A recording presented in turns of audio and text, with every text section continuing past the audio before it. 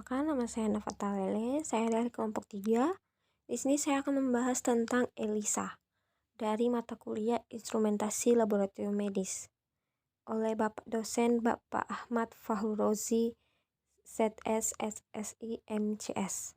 Di sini saya akan menjelaskan beberapa, yaitu pengertian ELISA, prinsip ELISA, cara kerja ELISA, alat dan bahan, jenis-jenis ELISA, aplikasi ELISA, dan perawatan ELISA. Yang pertama, pengertian. ELISA adalah suatu teknik biokimia berbasis plate yang terutama digunakan dalam bidang imunologi untuk mendeteksi dan mengukur konsentrasi antigen atau peptida, hormon, protein, dan antibodi dalam suatu sampel. Kemudian prinsip ELISA. Prinsip dasar ELISA adalah mereaksi antigen dengan antibodi yang berlabel enzim dan kemudian ditambahkan substrat sehingga akan dihidrolisi menjadi presipitat warna yang dapat dideteksi menggunakan ELISA Reaner. Berikut adalah struktur dari ELISA, prinsip dasar ELISA. Kemudian kita masuk pada prosedur umum.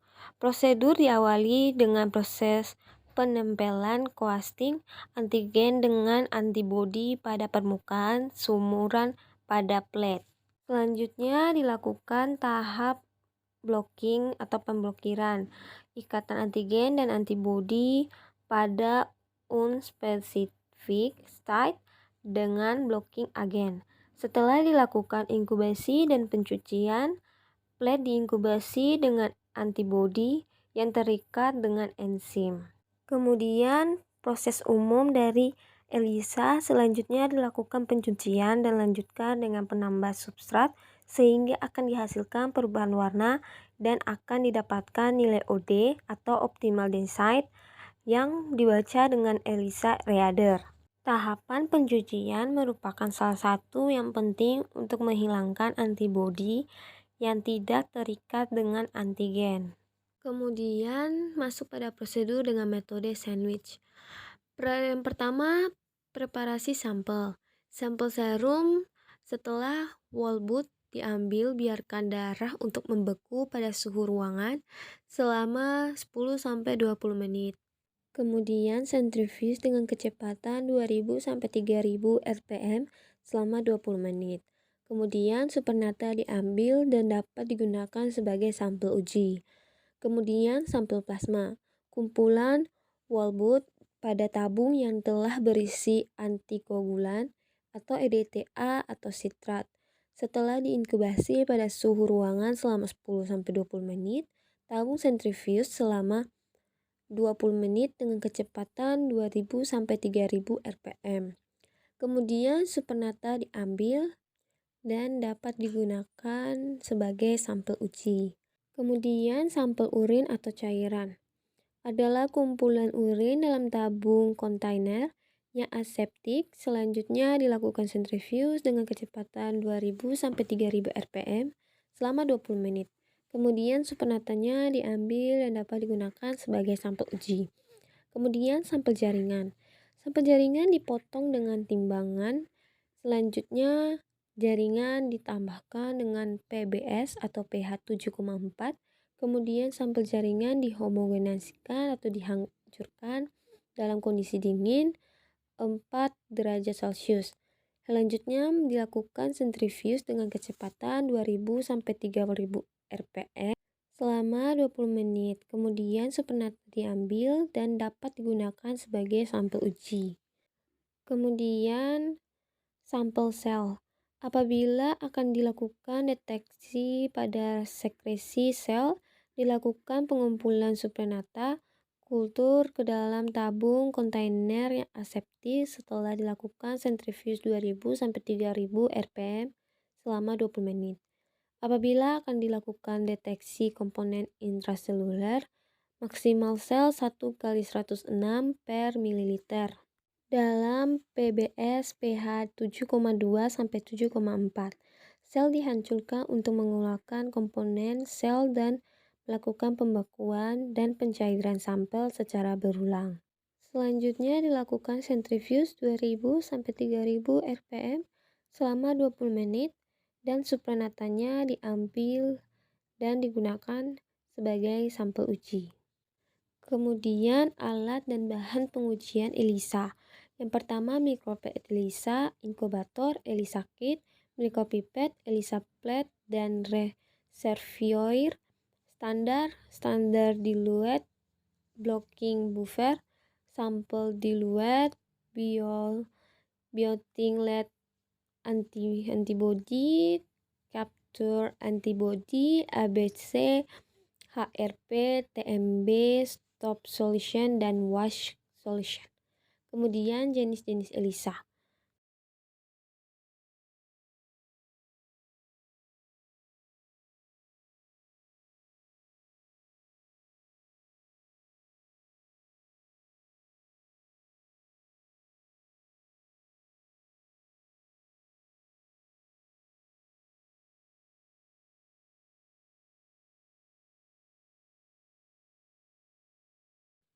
Reaksi silang dengan antibodi sekunder dapat dieliminasi. Dan kerugiannya yang pertama aplikasi sinyal yang dihasilkan lemah. Yang kedua tidak adanya fleksibilitas pemilihan antibodi primer yang terlabel dengan enzim. Yang ketiga dapat terjadi reaksi antara antibodi primer dengan enzim yang terikat dengan antibodi primer tersebut.